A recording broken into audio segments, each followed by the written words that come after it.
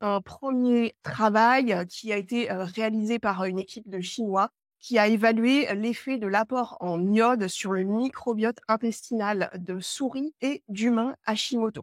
Alors ça, c'est intéressant parce que l'iode, j'en avais déjà beaucoup parlé. On sait que gaver la thyroïde d'iode, c'est vraiment très immunogène. Enfin, ça va cibler l'attaque auto-immune sur la thyroïde. Ça rend la thyroïde beaucoup plus susceptible d'être attaquée. C'est un peu comme mettre de l'huile sur du feu. Et là, en l'occurrence, on regarde un autre aspect que je n'imaginais pas. En fait, j'ai été surprise de voir cette publication. Quand on se supplémente en iode, ça va avoir des effets sur le microbiote et des effets qui ne sont pas bons du tout. Les chercheurs ont regardé à la fois comment évoluer le microbiote, donc les différents types de bactéries dans l'intestin, et ils ont évalué aussi ce que faisaient ces bactéries, parce que les bactéries, vous savez, elles transforment les aliments en différents produits. Après, le produit est pris par une autre bactérie qui le retransforme en autre chose, etc. Donc, ça fait des métabolites qui vont à la fin être les choses dont on se nourrit, des choses qui peuvent avoir un rôle sur notre immunité, sur notre humeur, qui vont fournir des signaux à notre corps. Et là, ce qui est intéressant, c'est qu'ils ont évalué aussi comment évoluaient les métabolites quand on prenait des doses plus ou moins importantes d'iode. Là, quand je dis «on», en fait, ils ont pu évaluer ça chez des souris parce que chez des humains, c'est un peu plus compliqué de faire cette expérience-là. Chez les humains, ils ont plus évalué le microbiote, comme ça, de façon un peu plus, macro, et pour les souris, ils sont vraiment allés dans le détail, et ce qu'on peut remarquer, eh bien, c'est que, le fait de prendre des doses croissantes d'iode va contribuer à réduire la population de bactéries qui, synthétise du butyrate. Le butyrate, c'est une substance extrêmement utile pour permettre que notre paroi intestinale reste saine et qu'elle ne permette pas un passage des fragments protéiques incomplètement digérés, de parasites, de bactéries, etc. Et donc, il y a un affaiblissement de notre capacité à synthétiser du butyrate quand on prend de l'iode. Pour identifier les dérèglements de votre système digestif qui sont la cause ou la conséquence de votre thyroïdite de Hashimoto, remplissez tout d'abord le quiz du guide Dompter Hashimoto.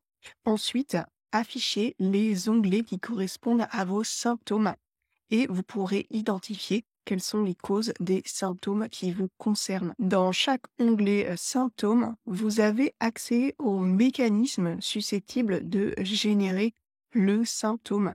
Et si votre score est important, ça veut dire que vous avez coché beaucoup de cases dans le quiz qui sont en lien potentiel avec ce mécanisme-là. Traitez en priorité les scores élevés et les causes potentielles dans l'ordre d'apparition dans la fiche, c'est-à-dire du haut vers le bas. Descendez progressivement votre plan d'action en considérant les pistes les unes après les autres. Ils ont aussi fait des diagrammes de couleurs où on voit là, ici c'est le contrôle, ici c'est quand ils mettent une dose de 10 d'iode, ici une dose de 100, ici une dose de 1000. Et là, c'est les populations de bactéries.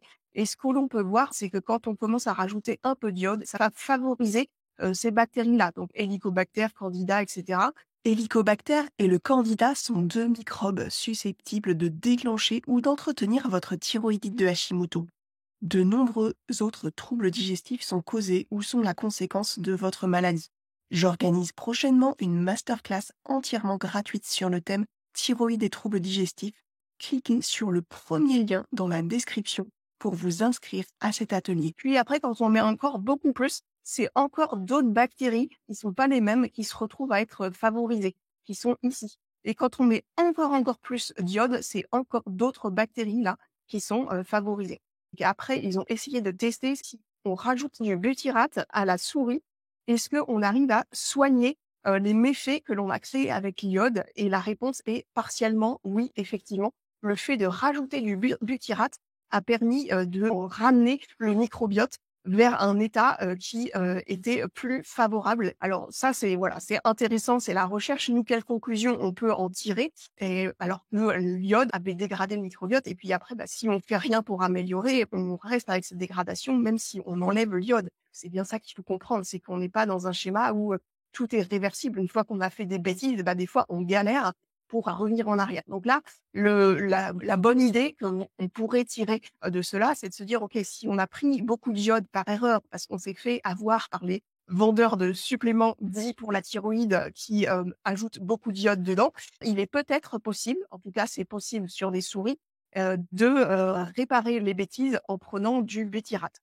C'est ça que je voulais vous montrer, c'est tout nouveau. Personne n'avait jamais étudié ça concernant l'iode.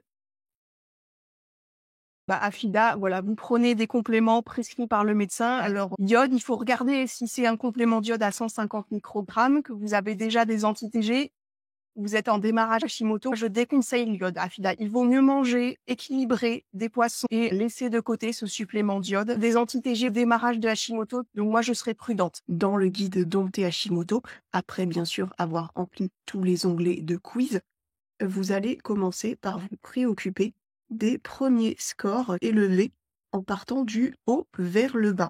Là, on voit carence en vitamine D à faire en premier, dans ce cas particulier, puis ensuite s'occuper des oméga 3. Et si je descends encore, on va voir des scores significatifs ici. Donc, vous vous occupez des choses dans l'ordre en consultant à chaque fois votre médecin pour obtenir les avis et conseils appropriés. Vous pouvez télécharger le guide Dompter Hashimoto et également accéder à une liste de médecins qui pourront vous être utiles pour votre thyroïdite de Hashimoto en allant directement saisir ici votre prénom et votre adresse email. L'ensemble des éléments arriveront dans votre boîte mail directement. Sophie, si c'est 15 microgrammes par litre, j'aime pas trop le par litre, il faudrait multiplier par votre volume urinaire pour voir sur 24 heures. Mais c'est sûr que 15, c'est déjà au ras des pâquerettes. Sophie, je vous invite aussi à regarder ce que vous mangez. Après, peut-être que vous l'assimilez pas du tout, cette iode, qu'il y a un autre problème. Mais là, oui, il vaut peut-être mieux du coup se supplémenter, mais aussi faire du travail sur votre alimentation. L'apport en iode par les plantes n'est pas bénéfique pour la thyroïdite d'Hashimoto. Alors Camilla, je ne sais pas de quoi vous me parlez. Est-ce que vous me parlez des plantes en général ou de certaines plantes qui sont extrêmement concentrées en iode? Enfin, peu importe en fait, vous pouvez prendre l'iode dans les plantes. Oui, c'est adapté. Vous citez les céréales qui en contiennent, les céréales entières, mais il y a évidemment d'autres plantes qui en contiennent. Si vous êtes végétarienne, il pourrait y avoir potentiellement une carence, mais si vous prenez du lait, du fromage, dans ces produits-là, il y a de l'iode. Par contre, si vous êtes végane, là, effectivement, il faut une supplémentation et peut-être aussi regarder, je vous dis les choses de façon très nette, le véganisme est quand même pas très favorable à vous aider par rapport à la thyroïdite de Hashimoto. Sophie, on ne dit pas les doses d'iode utilisées. Les doses d'iode, dans ce que je vous ai montré, les petits diagrammes, c'était sur des souris, donc c'est pas forcément applicable directement sur les humains. Pour les doses d'iode, quand vous avez Hashimoto, visez d'être juste en bas de la fourchette, visez d'être à 100 microgrammes par jour, soit de supplémentation, soit d'excrétion urinaire sur 24 heures, ça revient à peu près au même. Pour vous y retrouver dans vos analyses de labo, savoir quelle analyse choisir, choisir les bons laboratoires, les arnaques et les tests qui ne servent strictement à rien. Comment vous préparer au test aussi pour qu'il soit fiable. Préparer, argumenter vos consultations médicales et savoir quand attendre, comment interpréter les résultats. J'ai créé un outil qui s'appelle Odyssey Labo. Et dans cet outil, on va voir tout de suite comment vous pouvez saisir les données concernant vos analyses d'iode et où se trouvent toutes les informations utiles. Dans le module consacré à l'hypothyroïdie primaire, vous avez rempli les causes potentielles d'hypothyroïdie et la carence très sévère en iode en est une. Vous allez retrouver ici les infos sur l'iode. Consultez une vidéo qui explique. Il suffit à chaque fois de cliquer sur les liens. Il y a des vidéos qui ne sont pas sur la chaîne, qui sont privées, auxquelles vous avez accès. C'est un indicateur qui est calculé et on vous dit, allez voir dans le module tolérance immunitaire. L'analyse plus fine de ce qui peut contribuer à moduler votre auto-immunité au-delà de l'élimination des causes, vous le trouvez ici. Vous allez voir dans les causes possibles, il y a un sous-onglet qui concerne l'équilibre et les ratios entre les différents minéraux. Il est connu que d'être dans une plage optimale au niveau de l'iode permet de limiter l'auto-immunité vis-à-vis de la thyroïde. Et vous trouvez aussi dans ce module comment équilibrer le ratio entre le cuivre et le zinc. Il faut mettre le volume urinaire, c'est avoir mesuré combien de litres vous avez déposé au labo. Très souvent, les bouteilles qui vous sont fournies pour les prélèvements urinaires sur 24 heures contiennent une graduation. Si jamais le laboratoire ne reporte pas cette donnée sur votre bulletin, c'est important que vous ayez noté, vous, de votre côté, avant de déposer votre bouteille au laboratoire. Ensuite, l'iode sur 24 heures, c'est un calcul. C'est pour ça que la ligne est grisée et que là, vous voyez ces petits tirets-là. Vous devez saisir la valeur qui est donnée en microgrammes par litre. Donc, supposons que ça soit 100. Supposons que ça soit 15, comme Sophie. Beaucoup trop basse par rapport aux données usuelles. Si on a un volume urinaire de 1 litre à chaque fois, là, les choses sont identiques. Mais certaines personnes ne vont avoir qu'un demi-litre et 100 microgrammes par litre d'iode devient trop élevé. Ce qui n'est pas le cas, évidemment, dans votre cas, Sophie, puisque vous étiez vraiment extrêmement basse au départ. Donc là, on est sûr que c'est trop bas. Vous faites rarement pipi moins de 0,5 litres, mais pour des niveaux autour de 50 et on vous dit ah, c'est trop bas, il faut voir voilà quel était le volume urinaire parce que ça ne sera pas toujours trop bas.